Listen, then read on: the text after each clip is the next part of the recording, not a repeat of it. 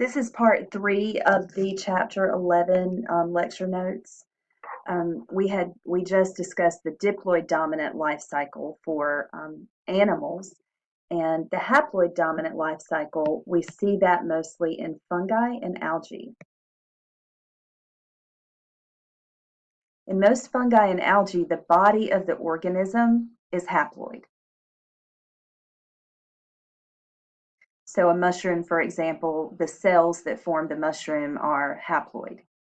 During sexual reproduction, specialized haploid cells from two individuals, called the plus and the minus mating types, join to form a diploid zygote, which immediately undergoes meiosis to form 4 haploid spores.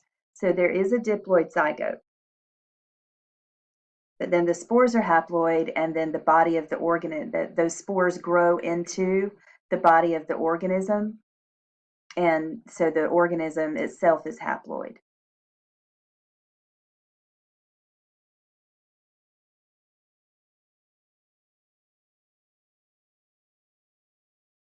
And this is a picture of the life cycle of a typical fungus. Let's see, where's a good place to start? Okay, so if we start with, let's just start with the with fertilization. So, well, okay, so this is the organism itself down here at the bottom. That is actually black bread mold. It is called Rhizopus, or black bread mold, and is from the fungal phylum called Zygomycota.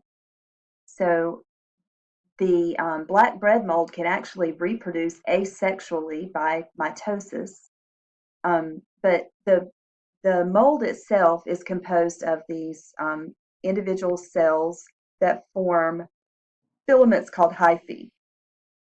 So the positive mating type hyphae will fuse with the negative mating type hyphae in a process right here that you see.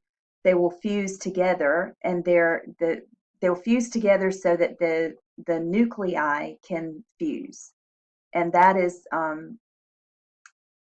when the haploid spores become a diploid zygote. So the zygospore is the diploid stage, and it's the only diploid stage. And that zygospore undergoes meiosis to produce spores, and these spores are haploid. As you can see in the diagram already, the gray part is haploid and the blue part is diploid. But the spores will germinate. They'll land on the ground in a moist area, and they'll germinate and grow. Or, I'm sorry, I'm thinking of mushrooms. This is black bread mold. So they'll land on your bread, and they will grow into black bread mold. But the spores are haploid, and they grow into haploid structures that form the mold. So the body of the fungus is the cells that form that body are haploid cells. Now, plants undergo an alternation of generations. So plants have a multicellular diploid stage and a multicellular haploid stage. The haploid multicellular stage is called the gametophyte, and the diploid multicellular stage is called the sporophyte.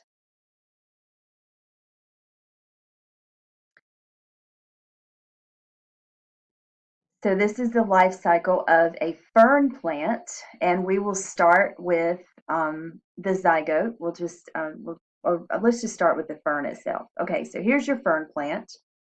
The fern itself, the body of the fern, is called the sporophyte, and the sporophyte is diploid. That means all the cells in that fern plant, all the cells in the leaves and the stems, all of those cells are diploid cells. On the underside of the fern leaves, the fern fronds, are these little brown dots called sporangia. And inside of those sporangia are spores, and the spores are haploid.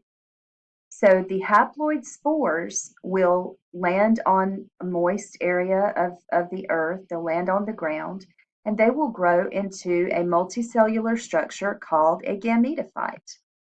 The gametophyte is a heart-shaped, looks like a heart-shaped leaf that lies flat on the surface of the ground on the ground.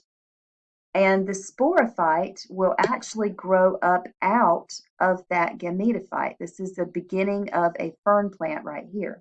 But the gametophyte is going to contain two structures. One of the structures is a female structure that contains the egg, which is haploid, and another structure contains the sperm, which are haploid. And the sperm will actually swim to the egg. Right here on this leaf is where that occurs, and the sperm will swim to the egg and fertilize it, and a zygote results, and that zygote is diploid, and that zygote will grow up into a fern plant. And eventually that gametophyte will just sort of wither away. So it's very, very hard to find a gametophyte of a fern plant in nature, because by the time we see the fern plant, the gametophyte has sort of disappeared. So that's the end of this lecture.